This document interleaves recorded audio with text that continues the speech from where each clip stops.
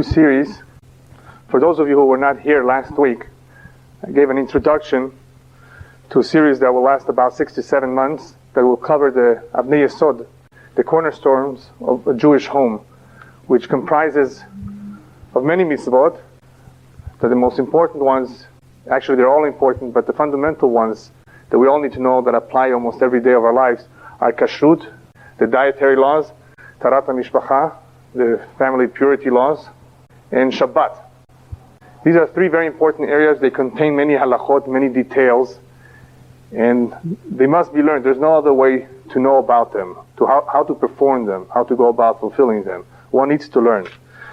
So the first one we'll be covering in the following 8 weeks perhaps is Kashrut. From the very beginning, identifying which animals can be eaten, all the way to knowing what is forbidden, what cannot be eaten, whether it's in a restaurant, whether it's buying something in the supermarket. I did mention last week that these categories of mitzvot are considered hukim. Hukim meaning that they're decrees. They don't have a reasonable explanation, not in the Torah and not elsewhere, in the Midrash and the Gemara. Nevertheless, the commentaries do elaborate a little bit. They do go into some depth as to some of the reasons. There's always more than one reason behind the mitzvah. So there is some rationale, and there are remazim.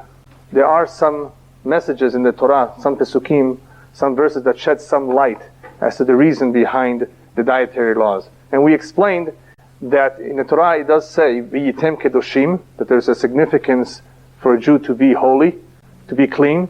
And there's also the idea mentioned of Al teshaketzut nafshotechem, don't foul up your nefesh, your spirit. And so we gather from these verses that kashrut, what we eat, what we ingest in our system, has something to do with the spirit. It affects the spirit. And it affects character as well, the midot.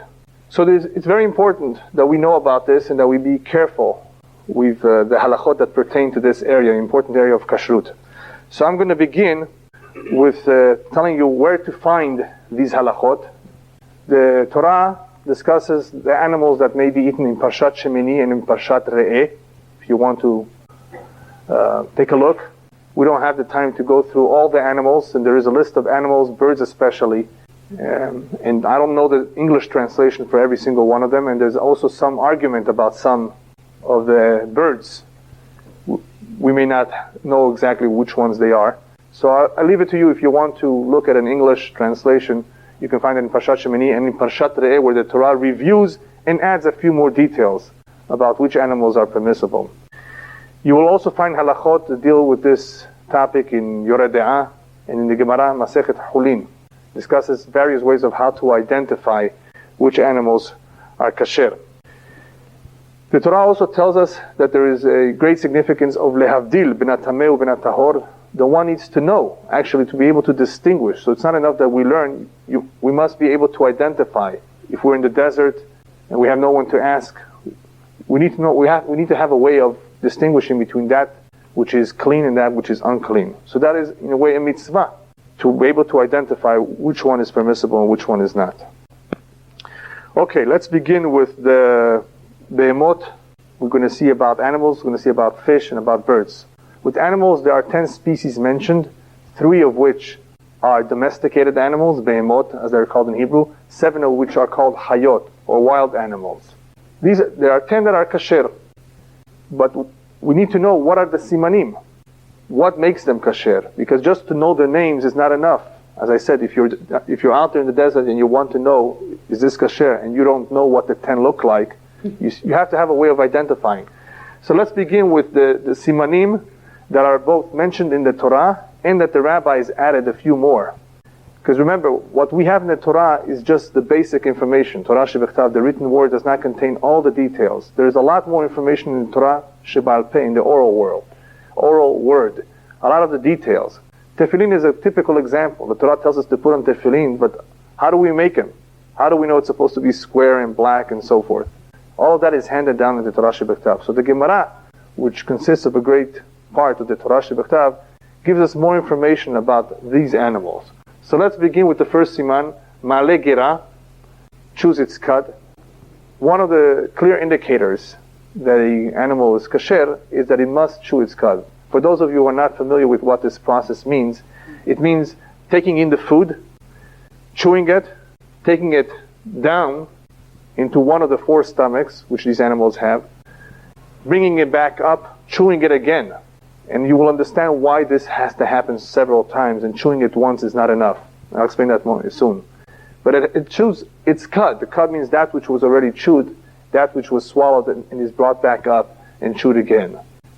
This is one of the simanim. The second siman is mafris parsa v'shosa'at shes. I put it in brackets because it's really part of the same thing. It means that the animal has to have split hoofs, and I emphasize hoofs because cats and dogs, for example, don't have hoofs. All you see is the foot. It has to have a hoof. But that hoof has to be split in 2, and it has to be shosa'at shesa, meaning that it has to be split all the way. Some animals have a split hoof at the front, where they split, where the nails, split. But it has to be all the way through and through. Shosa'at shesa therefore means, I wrote cleft, meaning that it's like 2 separate parts, 2 separate nails, as though the hoof is divided into 2 parts. If you have these 2, it's sufficient. If you're able to determine by looking and staring and analyzing the animal that it's ma'ale gera, I mean, sometimes it's difficult. You have to wait till it eats, and you're in a hurry. You're hungry, right? You can't ask it. You can't look inside. What are you going to do? How do you know it's ma'ale gera? So if you're able to observe and you can determine that that's what it does, and you look at the split hoofs, then that's fine. However, that may not be sufficient for a variety of reasons. Let's say you cannot determine for sure if it's ma'ale gera. I mean, it's just not eating. What do you do next? So the rabbis added a few more deep pieces of information.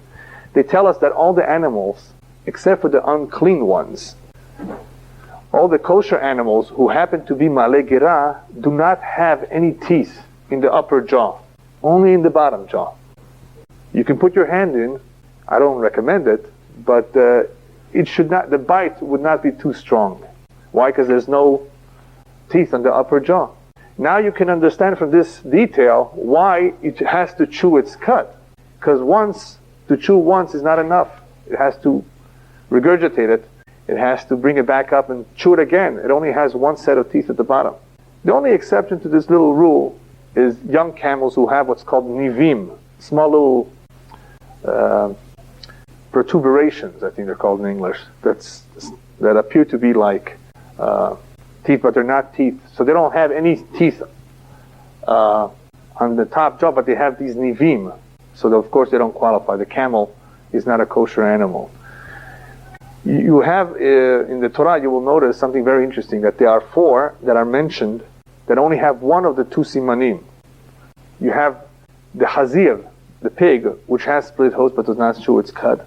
And you have the camel, the shafan, and the arnevet, which chew their cud, but they don't have split hooves. Now, what's the shafan and the arnevet? Anybody know? We know what the gamal is, the camel. We know the hazir. Those are obvious to everybody. But what about the shafan and the arnevet? One of them is the hare, and the other one?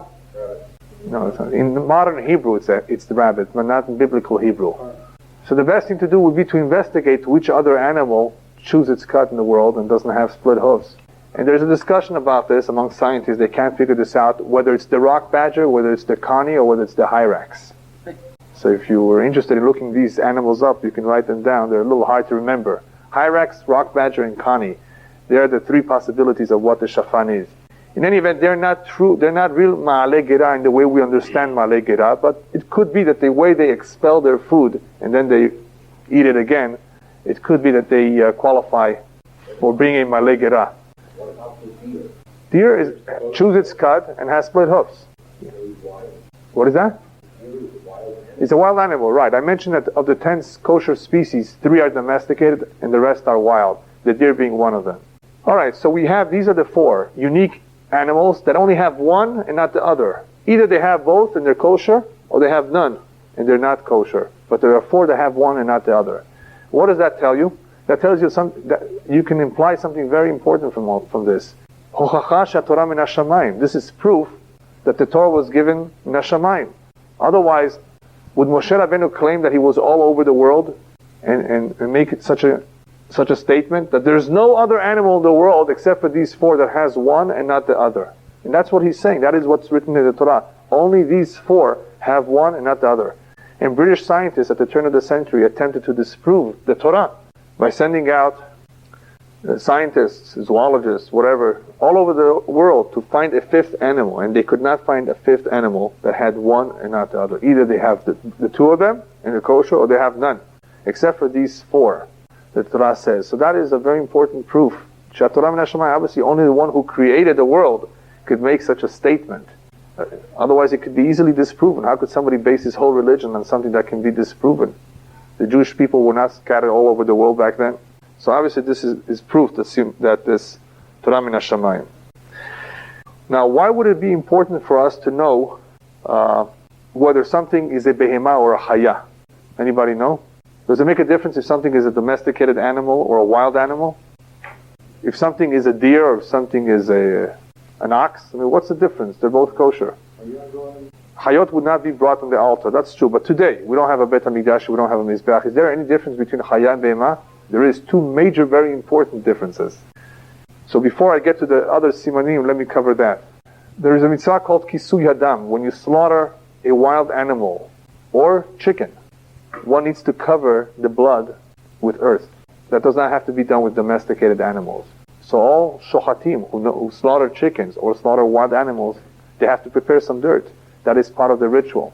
And that is very important. It's a mitzvah, one of the mitzvot in the Torah that we discussed when we did the series of the 630 mitzvot. Kisui hadam.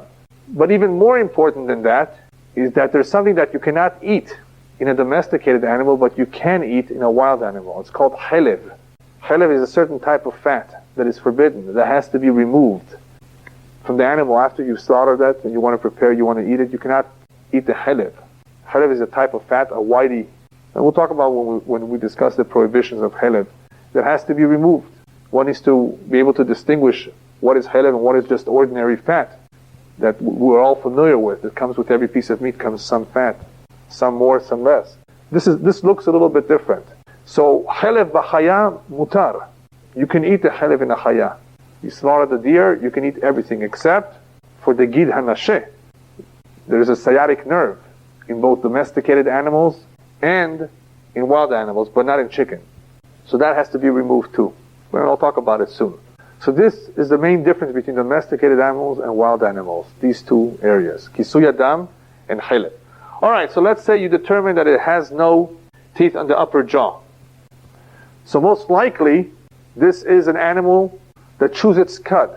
Do you have to check if the hoofs are, if it has split hoofs? Let's say the legs are cut.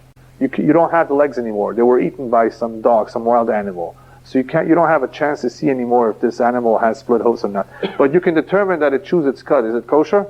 As long as you know that this is not a camel or a shafan or a nevet. Because they are the only ones that would chew their cud and not have split hoofs. So as long as you can determine that this is not one of those animals, then as long as you can see that it chews its cud, it's sufficient, even if you don't see the hoofs anymore. The other way around, you see it has split hoofs, but you can't check anymore if it chews its cud. The mouth is gone. I mean, you can't tell if there's teeth on the upper jaw. As long as it's not a pig, then you know, since it has split hoofs, most likely it's a kosher animal. Now, if you want to be more sophisticated, you're very analytical and you want to be sure 100%, the rabbis tell us another siman. That siman is found underneath the tailbone, the flesh, the meat over there in a kosher animal, with the exception of the wild donkey. That's the only one that has this siman besides kosher animals. The meat in the very back, underneath the tail, if you open it up, if you cut it up, you will see that the grain of it, the direction that the meat goes, is both warp and woof. I don't know if too many of you are familiar with what those terms mean in English. Warp and woof is used in weaving textile. Shativa erev in Hebrew. If the meat goes in these two directions, then as long as it's not a wild donkey, then that is also proof that this animal is kosher. Because no other animals, the animals that are not kosher, don't have that siman, except for the wild donkey. So as long as you know it's not a wild donkey, it's okay. Now we come to the hayot. Hayot, however, can be identified in another way. All kosher wild animals have horns, but not just any ordinary horns. They have to be, what I wrote here, mefutzalot, branched, like a deer. What if it's not branched, like elk? Well, moose has also branched. But there are many animals that have regular horns that are not branched, like the deer or like the moose. Then as long as they have these three conditions, Kruchot hadrot charukot. In English, that's layered, circular, and grooved. Layered means that it looks like onion. In other words, that it has several layers. The horn is not made up of one piece. You can see that it's several layers, one on top of another. And it's circular, it's not square. And the third condition, it has grooves. And the grooves are embedded into each other. If you see those kind of horns in this wild animal, then you know it's a kosher animal by this type of horns. Alright, so this is basically how you can identify kosher animals. Now that we know how to identify a kosher animal, why can't we buy giraffe meat? Giraffe is a kosher animal. If you look in Parshat Re'eh, you will find the animal is possibly called a zemer. Zemer, giraffe. It's a kosher animal. It chews its cud. It has split hoofs. The neck is too long. It makes it easy. You can't miss. You can't miss. Really. It's the easiest animal to slaughter because you can't miss. The neck is 6 foot long. Yeah, the neck is 6 feet long. So you have a lot of room. No matter, as long as you do it in the neck and you do it right, it's easy. So what's the problem with buying giraffe meat? Anybody know? It's $10,000 a kilo. I don't know, something like that. Anybody interested? It doesn't pay. But that's not a kashrut issue. Right, it's not a kashrut issue. And it's rare. I mean, it's very difficult to get. And some say it's also difficult to restrain. You know, how are you going to restrain it? You don't want to use tranquilizer. You don't want to electrocute it. You're going to make it tarif. So there's just too much difficulty in getting giraffe, and that is the only reason why we don't slaughter giraffe. Now, the reason why I mention this, it's not because it's so funny, because you will see that there is a difference between the bird kingdom and the animal kingdom in a very important way. Something called masoret, tradition. I might as well say it now. I mentioned that already. In birds, it is very important, according to many rabbis, that we know for sure, for certain, that this bird has been eaten all along. With animals, you don't need necessarily a masoret. You can go out and you've never seen a zebu. Anybody know what a zebu is? Z-E-B-U. What about a water buffalo? What about bison? You go to Yellowstone and you're hungry. You know, obviously you can't just take the animal from the park. But in case you could, bison, it's a type of buffalo. It's kosher, 100%. It's a type of cattle. Yes, and you know it's very good because it has very little fat. It's expensive too, about $25 a pound, but not like a giraffe, right? Yeah. Anyway, so with these animals, even though they were not found in Israel, even though many of them came from India and other places in the world, you don't have to have a masoret. You don't have to have a tradition that says, this animal was eaten by my forefather, it's okay, we know for sure it's kosher. No. As long as you can see all these simanim, all these signs, that will be sufficient for you to be able to slaughter it and prepare it. Okay, let's begin with birds. Now, with birds, you will find that the Torah discloses the names of unclean birds. It does not mention the names of the clean birds. What does that tell you? It tells you that the majority of birds are kosher, because the Torah always enumerates and lists the fewer ones. So we have the fewer in the bird kingdom, the fewer ones, the fewer species are the unclean. 24 species that are mentioned that are unclean. So the Torah mentions the names of those that are unclean. If you are able to identify all of them, and you see something else, then that in itself, in a way, would be sufficient to allow you to eat a bird. It's not one of the 24, then it's kosher. The problem is most people are not experts in identifying all the 24 species and subspecies of each one. There are subspecies of each one. So what do? We have to have simanim. The Torah does not tell you what the simanim for a foot is like it does with behemot and chayot, with wild animals and domesticated animals. What do? So we have to go to Torah she Baal Peh, to the oral word, which we received from Sinai, how to identify. We need a masoret. We need a tradition. Part of this tradition is the simanim, the signs of a clean and unclean bird. Number one, and one of the most important ones, is that it's zelodores. It's not a predator. The problem is, if you look at the commentaries, there's various opinions on how to determine if something is a predator or not. Because even chicken eats worms, right? So what does it mean that it's not a predator? What is a predator? Various opinions. Some say a predator catches its food in flight. Some say it whacks it first and then it eats it. Others say it holds it down with its feet. Others say that it picks it up with its feet and puts it into its mouth. Others say that it holds it down with its feet, and breaks pieces from it. Others say that it eats something while it's alive. All of that can be something which is a dores. But as I said before, sometimes you don't have a chance to see if this is in fact the case, if a bird is a dores or not. So what do? If you do notice any one of these, then for sure it's a dores. Then you don't have to think about the rest of it. That's sufficient to let you know that this is not a kosher bird. But usually that is the more difficult one to tell. You can't tell. It's not eating right now, if it's a dores or not. So what do? As long as you have 3 simanim, then you know that this is a clean bird. The 3 simanim are etzba yetera, it has an extra toe towards the back, not in the front, more facing the back. It has a zefek, or a crop, and it has a kurkevan sheniklaf, a gizzard. For those of you who are not familiar with what a crop and a gizzard is, gizzards maybe you are because they sell them in the store. In Yiddish it's called a pupik. It's very tasty, especially in soup. Latin America it's also eaten, in Spanish it's called mollejas. Anyway, the crop is the first stomach in the bird. It's where the food enters, but it doesn't stay there. It goes down to the gizzards, which look more like intestines. That's where it's further digested. A kosher bird has a crop, and it has a gizzard sheniklaf, which you can peel the skin. It has a skin that you just easily remove with your hand. If you can easily remove the skin of the gizzards with your hand, that is a good indicator, a very strong indicator, that this is an of tahor, a clean bird. So if you have all these 3, the extra toe, the zefek, the crop, and the gizzard, most likely it's a kosher bird. Obviously, if you have all 4, then for sure. But some do require that you see all 4. But most opinions today are that with 3 it's enough, and as long as you know, you've determined, or from what you know, it's not a dores, it's not a predator. As long as you see these 3, it is sufficient. Now, let's say you want to do further testing. You don't know if this animal is a dores or not, and you want this 4th condition. You want to be satisfied. There's a way to tell if this bird choleket raglav, it spreads its toes. You put out a string, a rope. You put it on the string, and it splits its toes, some on the right and some on the left. Then it's an of tameh, it's an unclean animal. That shows you that it's a predator. It uses its feet to grab. If it splits its toes when it's put on a string and a rope. Another way is if you notice that it grabs or catches food from the air. Then even if you didn't see what it does with the feet, as long as it grabbed, any bird that grabs food from the air, mid-air, is for sure a dores. What? Anything, as long as it's from the air. Right. But especially another bird, because as I said before, even chicken eats worms. So ideally it has to be that it eats another bird or eats another type of animal mid-air. Another idea that is mentioned in a different masechet, which is really not related, but you can use it too.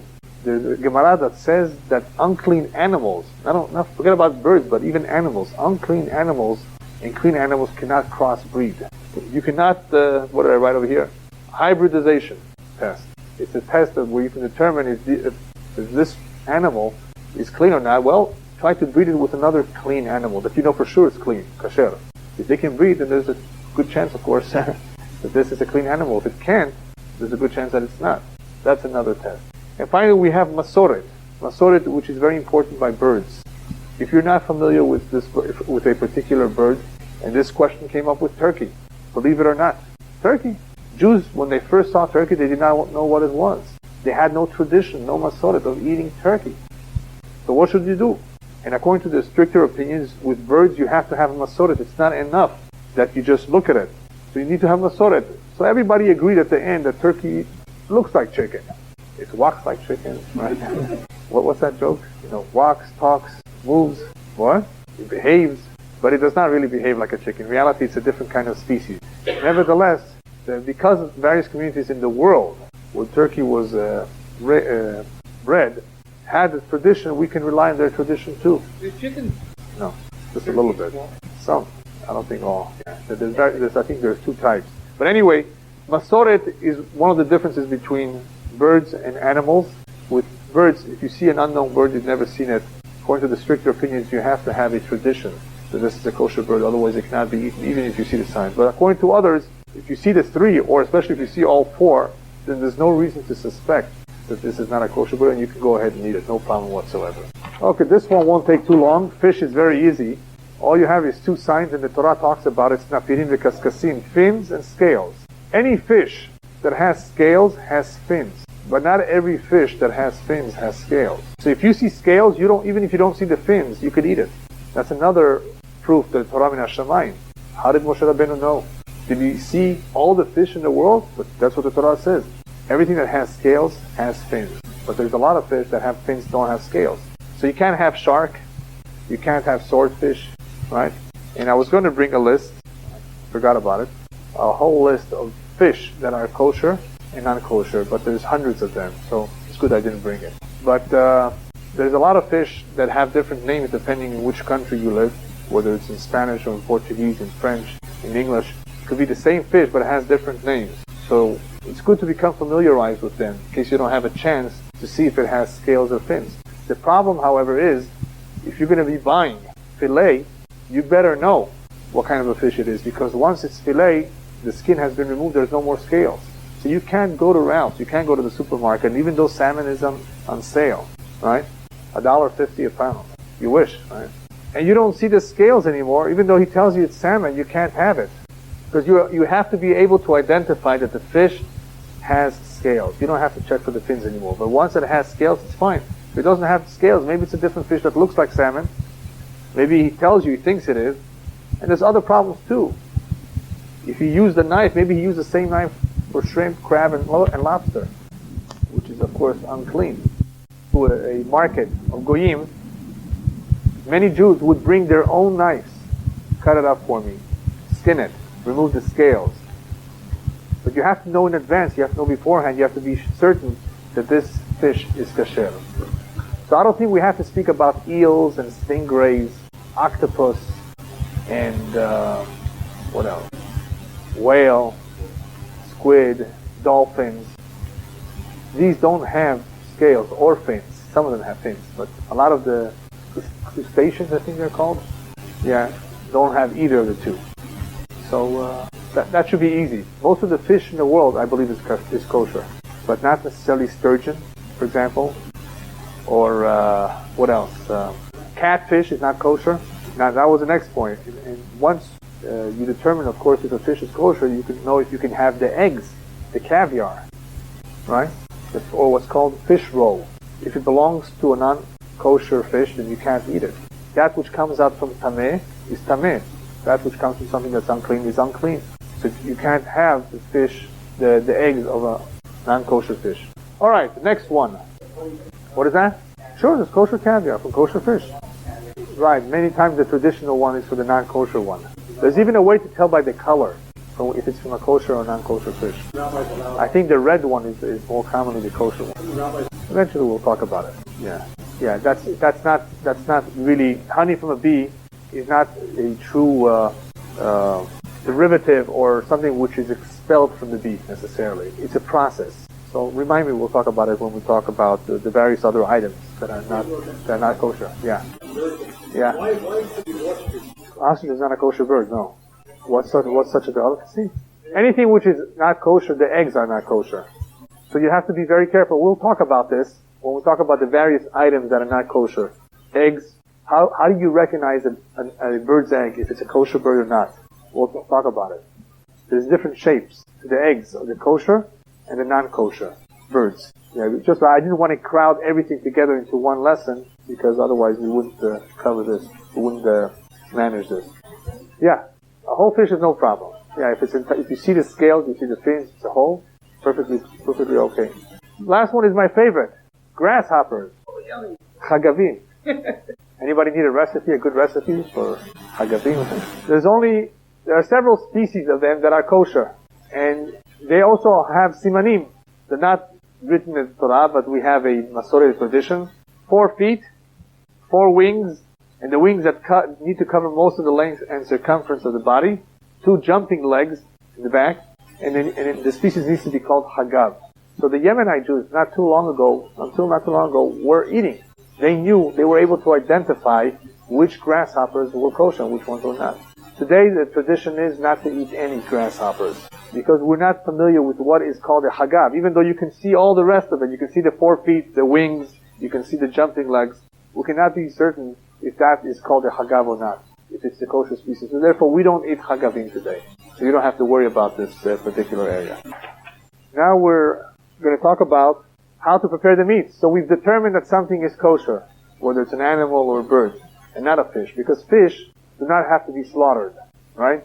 You don't have to be worried about the blood, about the sciatic nerve, about the chelev, about all sorts of problems that fish don't have. But this applies somewhat to animals and to birds, but especially to animals. Eating kosher does not only involve identifying the animal, that it's a clean animal, but the preparation of the animal. And that requires several steps. So let's talk about each one of them. The first one is the shechita, the slaughtering of the animal, which has to be done by somebody who knows what he's doing. He has to sever the food pipe, the windpipe, and when he does that, he severs the two jugular veins that are close to the windpipe and the food pipe. And by doing so, a good deal of the blood of the dam hanefesh comes out just by severing those two veins. If he does it properly, it does not mean that you can eat this animal. It just means that the shechita was done properly.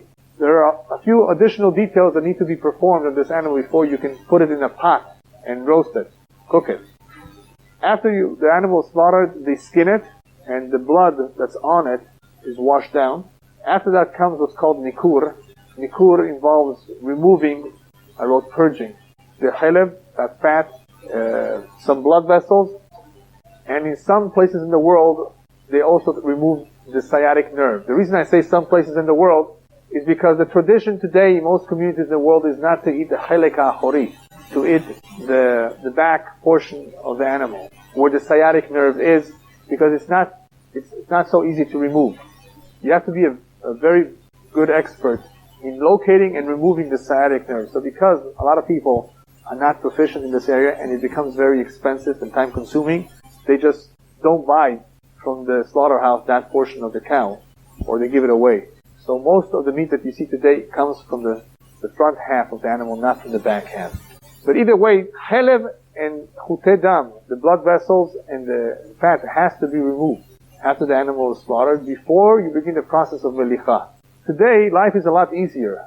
Our grandmothers used to work very, very hard because they used to do from this point on at home.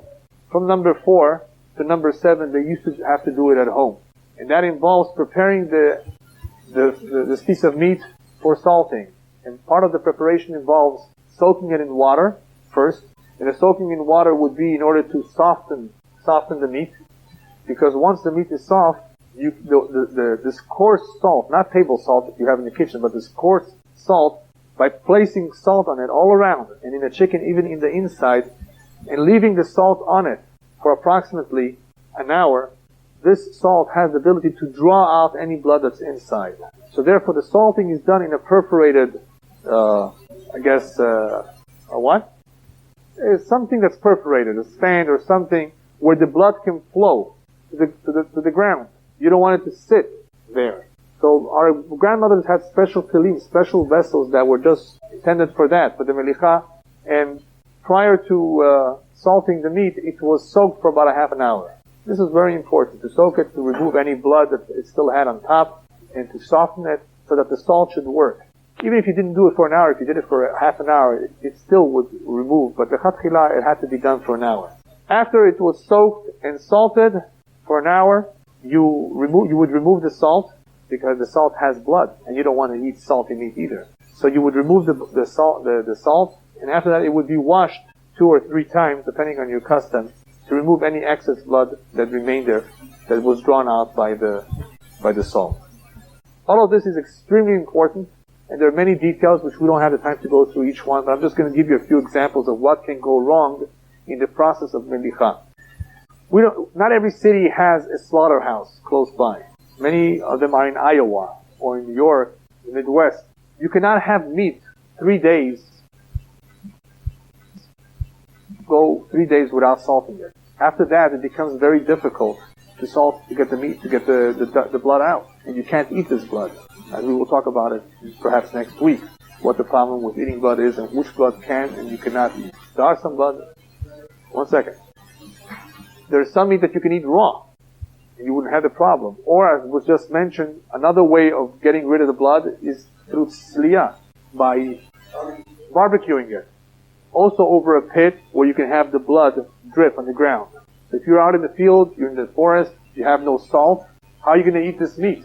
You're going to have to barbecue it. You have no choice unless you want to eat it raw. You still have to remove the main blood, but the blood inside, that was not drawn out, is okay. As long as you don't cook it, and the blood is not drawn out from the meat, it's okay. But most people don't want to eat raw meat. So the only choice you have, if you don't have salt, is sli, alaesh, as we say, barbecue. And then you have no problem. And by the way, that's the only way you can do liver. Liver has a lot of blood, basically all blood. And even though we salt it a little bit, it has to be barbecued a little bit for the blood to come out. You cannot use salt to draw it out. So this is very important because when you buy liver in the store, whether it's chicken liver or beef liver, you want to make sure that it says that it was kosher. Because if it was not kosher, they're expecting you to do it at home. And you may not be set up at home to do it properly. You may forget about it. They took care of it. Lately I've seen that they started making it kosher in the packing house. But you have to be careful when you buy liver that it says that it has been kosher. Otherwise, you cannot salt it. You have to barbecue it yourself to remove the blood. Same thing with heart, but I'm not going to talk about heart because I don't think anybody here has ever eaten a heart. So I'm not going to talk about all these other organs in the body and how to prepare them.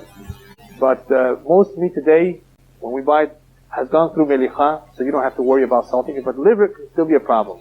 Now, when you buy a chicken, sometimes what happens is that they forgot the liver inside. Chicken. So sometimes they leave it in a bag inside.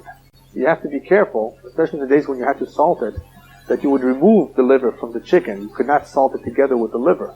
It would cause all sorts of problems. Today, the only problem is they probably salted the chicken, but they may have forgotten or left the liver inside for you to remove in a plastic bag. So be sure that if you buy a whole chicken, that you see there's nothing left inside. Otherwise, if you cook it, you have problems. If you're cooking blood of liver in the chicken, you're making the whole thing taref. It causes a lot of problems. So check the chicken if you're buying a whole chicken if there's no liver inside, because if it is in a little bag, most likely it was not made kasher. Many, many times, I'm warning you, the liver, especially of a chicken, has not been made kasher. You have to do it yourself. Unless the package says that it was made kasher. Yeah. Yeah, if it's ready from the grill, it's no problem. Okay. And today it's a big business. And they do everything, and it's good. In some ways it's good because you don't have to worry about it. But you just have to make sure that with the liver, that it's been kosher. That it's been made kosher. Ma? Yeah. Yeah. So, the last few minutes I want to spend talking about what makes meat glat bet Yosef, kasher. Okay, I just gave a few examples of where we can run into trouble. You can run into trouble in the process of melicha, in the process of salting, not removing the chelev, that's the one who slaughters the meat, the one who's the menakeh, that's his problem. But there's also a problem in the shahita. What happens if the slaughtering was not done properly? What name does this animal have? A nevela. If the shahita was not done properly, the guy took his time, took a break, came back to finish. He just didn't do it correctly, did not slaughter it in the correct spot. That renders it a nevela, which becomes tameh also, unclean. No, that's something else. Then there are other problems. Let's say you did everything perfectly right. You slaughtered it, it's a kosher animal, everything's 100%, you're about to do everything else. There can be terefot. Have you heard of the term terefa? Taref? Taref really means that some piece of flesh perhaps was beaten off by a dog, by another wild animal, or something happened to a part of the animal, but it could also mean a number of things that are wrong internally with the animal. So the shechita was done properly, excellent. The shochet is God-fearing, he's an expert, but now the animal, something is wrong inside. And there are many, many problems inside from time to time. The most common problem, however, that's the one I'm going to talk about, is something called the sircha. Sircha is an adhesion. When the animal is slaughtered and opened up, there's somebody called a bodek who checks the lungs. The whole animal needs to be looked at, but we know that usually there are no problems with the rest of the animal, unless you see something else is wrong in the head or in some other part of the animal. But usually, if there's any problem, it will be in the area of the lungs, and a problem called sircha.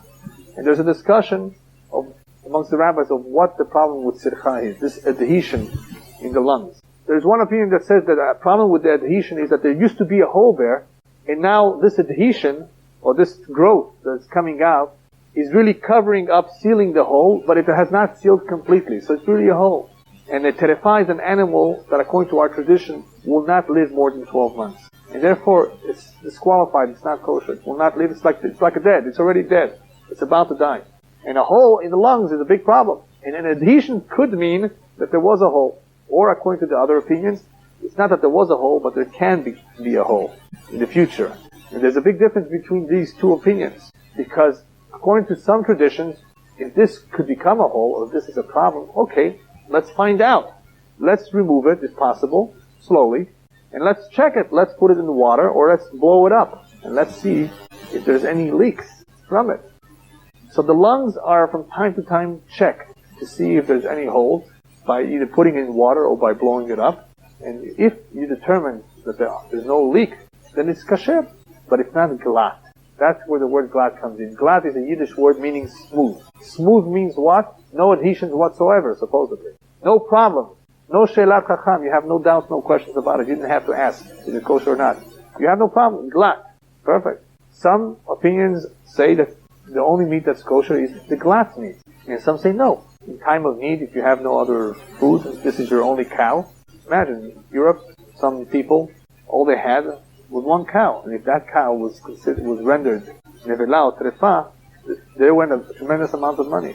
So the rabbis looked for ways to permit it. If there was any way to permit a cow, even though it wasn't 100% perfect, but if it wasn't taref 100% either, they would say it could be kasher. But it wasn't great. It was called kasher, but it was not glat. Everybody needs to eat glat. Unless there are situations where there's nothing else, then kasher by itself would be sufficient too. But then there's something called glat bet Yosef. And that is one of the differences between Sephardim and Ashkenazim. And in this one particular sircha, in this one particular defect of the lung, the Bet Yosef is much more strict, he's more mahmir, and he says you cannot remove a sircha. There are all sorts of there are all types of sirchot. Some of them are okay, and some of them are not. Many of them are problematic. The question arises whether you're allowed to remove one and test it. And Bet Yosef said, no way in the world. You cannot do that. In the Ramah, the commentary that Ashkenazim followed, says, yes, you can. If you can do not pull it out completely, but if you can slowly and carefully touch it, in other words, rub it a little bit, just a little bit, and it falls off, then you checked it out, and there's no leak, it's kosher, no problem. And technically there is no problem. However, that's only kosher, it's not glat. Glat would mean that there were no problems whatsoever. Today there's a second category, glat which is not Bet Yosef. And that is most of the meat in today's market. If you hear that it's glat, but it's not glat Bet Yosef, all it means is that there may have been some small additions, small adhesions, called rir. A rir. And if there was only one or two of them, and they're very, very small, it's no problem whatsoever. So they still call it glat. It's not kosher, but it's not glat Bet Yosef. And of course, this is an important area because you want to know where you could eat. A restaurant, what kind of meat they have. You're invited over your friend's house, what kind of meat does he serve? What if you have no meat and you're a traveler? These are the issues that you need to deal with. If at all possible, one should be mehader. One should make an effort to eat only glat. You will see in some supermarkets meat that says kosher. Don't buy it. Unless it's in a situation where you have nothing else to eat and you're really desperate, then it's fine. But if you're a Sephardic, you have to be much more mahmir and never eat kosher. Because according to the Bet Yosef, it's taref. It's no good whatsoever. And what you can eat is the glat that is not Bet Yosef. So if you're in a restaurant or you're invited to someone's house and all he has is glat meat and not glat Bet Yosef, there's no problem. You could eat it. But if you have a choice, obviously, if you know that this particular restaurant serves glat and you could eat somewhere else glat Bet Yosef, you have a choice. Then why put yourself into that situation? And today I have been told that it is possible to obtain glat Bet Yosef, which means that there was no doubt and no question about this animal whatsoever. And it's a big problem all over the world. You slaughter 100 animals, and only maybe 1/3, if you're lucky, is completely glat.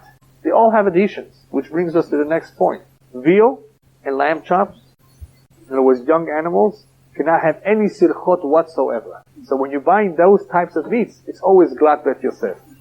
And the reason for that is because young, tender animals that have adhesions, these adhesions may be very, very soft. They're young, and they may easily come off. And you may not be able to tell, as you would be in a more mature animal. So when you're buying veal or lamb chops, usually you don't have this question, you don't have this problem, because it's usually glat Bet Yosef. No sirchot are allowed in any way whatsoever. Hot dogs? What's wrong with hot dogs? Why not? There are hot dogs that are glatt. I hope so. I don't know. I don't eat that much hot dogs.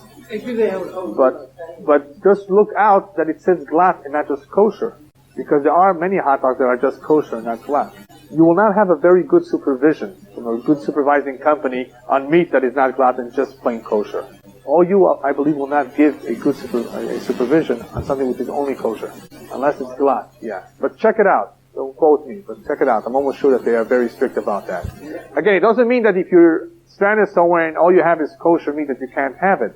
If you're an Ashkenaz, you can rely on that if you have nothing else. But if at all possible, you need to look for glatt meat only. Yeah. Like 20 years ago, there was no only glatt meat. As I mentioned to you, in Eastern Europe, it was much more of a problem. People only had one cow; that was their only animal. And if that, if that turned out to be nevelah trefa, that means they lost their entire investment. So rabbis looked for ways to make it permissible, and they made it kasher if it just had a few small sirchot, a few small adhesions. They didn't really lose their whole investment. They would just sell it to the goyim and trade. Yeah, but they would have to sell it at a loss. Right? You're right. It wasn't their whole investment. It was a tremendous loss because the goy would not pay so much for it. Anyway, let me just finish up with what I told you I would tell you, and that is you have now an idea of why kosher food and kosher meat is more expensive than non-kosher meat, non-kosher food, because there's so much going into the supervision, into making sure that everything was done properly, not only from removing the helev and the dam and the salting, but there has to be mashgichim, there are salaries to be paid to the shochatim, there is a continuous supervision, so there are more expenses. And because of these additional expenses, kosher meat is more expensive. But it pays. You're getting something kosher. There's no other way to, you can't avoid it. Everything else would be, of course, tarif. So it pays to pay a little bit more and get good quality meat. That even the goyim, I've heard some say, tastes better than non-kosher meat. And one of the reasons possibly is because all the blood has been drawn out. Of course, the non-kosher meat, they're not takpid, they don't care. You can eat it with the blood, you can eat it with all the junk. So anyway, fortunately, we don't have to worry too much about all these things because it would not involve, except from the cooking. You have to be a good cook, that's all. You don't have to worry about all these things. But our grandmothers still had special kelim, special vessels to salt it, to prepare it. And the only one area where you have to look out for is liver. Because liver you cannot salt, get the blood out, you have to barbecue it. And you can use that method for any meat too, in case you do not have any salt. But today, as I said, there's no problem because it's all done at the packing house. But with liver, you have to check before you eat it that it has been made kosher. Otherwise, you'll have to do it on your barbecue. Yeah. Yeah, I told you there are many things that can disqualify an animal and make it tarif, not a nevelah. That is, certain organs are punctured or limbs that are broken perhaps. There are various types of terefot. If it's tarif, it's tarif. After the shechita was good, it could be a problem. If there's a trefa, if there's something found inside, internally, in the lungs, bareot. With chicken, you don't have the problem of sirchot, of adhesions. Most chickens have no problem. You have less problems with chicken. You can have, sometimes a lung can be punctured if the wing was broken. The chicken fell. You got to talk about abortion. Right. What happens when animals starting to switch? If the animal is electrocuted, it could cause problems. It could cause a trefa inside, internally. That is why we don't stun the animal. We don't electrocute. It can make it straight, yes. That is why we don't do that. Yeah. Right. That is one of the questions that people used to ask in the past. They came home, they saw a black and blue mark on one of the wings, which may appear like the wing was broken. Now you have to determine when was the wing broken. Perhaps it was broken later, and there was some coagulation of the blood, and it appears blue because of that. But it could have happened before. So an expert, a rabbi that specialized in this area, would be consulted, and he would have to make a determination if something is taref or kasher. If you suspect, if it's a problem, you can ask. You can bring it to a rabbi that specializes in this and ask him for his opinion.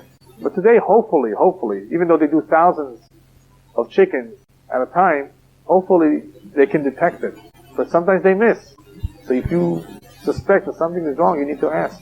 With meat, you don't have that opportunity, so we're relying on shochatim and bodkim to do the job. No, תלוי, צריך לשאול. זה לא ספק, אתה יכול לשאול ולברר. למה זה לא ספק? אז תשאל. Yeah. I want to ask, why would a rabbi not concerned about the blood of it? I mean, there is blood when you catch a fish. Blood. There is blood in the fish. Yeah, we'll discuss it, I believe, maybe next week or 2 weeks from now. The different types of blood. The blood of a fish is not a problem. It's not considered blood. Fish doesn't really have blood. It has something else. But even though it looks like blood, but it's not considered blood. Only the blood of animals and birds and humans is prohibited, but not a fish. The eggs. What is that? If you catch a fish and you cut it open, it's got eggs in the fish. So, it's a kosher fish. The eggs are kosher.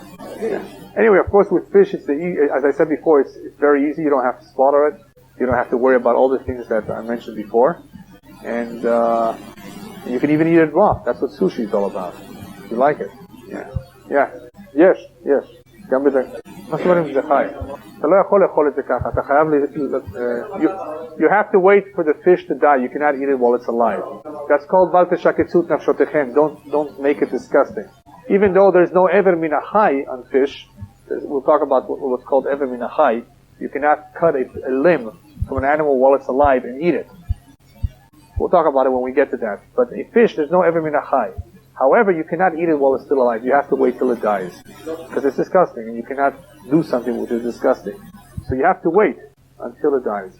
But then you don't have to salt it, you don't have to worry about the blood. You just have to clean it, that's all.